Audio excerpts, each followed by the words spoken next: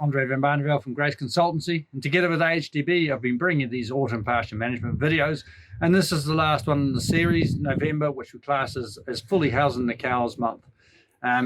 So the big thing to look at this month is our target average farm cover at the 1st of December, which is somewhere around the 2150 to 2250 kilos of dry matter per hectare. And the flatter you have your grass wedge, the more utilizable pasture you're able to take into the spring period. So, a flatter wedge is a result of having a shorter last rotation. So if you've got a very wet farm, then you may choose to get through grass a little bit quicker and try and utilize the pasture as quick as you can.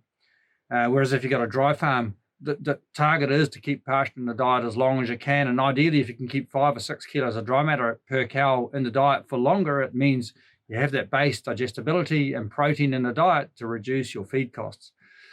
So the big thing is to look at your target average farm cover on the 1st of December, and if your target is 2200, you try and work backwards from that. So if you think you're going to grow 5 kilos of dry matter per hectare per day in the last 10 days of November, you're going to grow 50 kilos of dry matter per hectare in that 10-day period. Working backwards, you might grow 100 kilos of dry matter per hectare in the middle 10 days and 150 in the first 10 days of November. So if your target is 2200, it means you need 2150 on the 20th of November.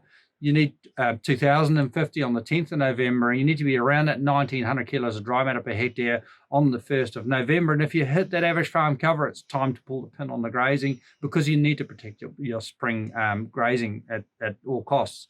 There's different compromises you can make, and I feel you shouldn't compromise your spring grazing, but you can compromise the date that you house. If your target is the 20th of November and you have to house the 10th of November, then do so.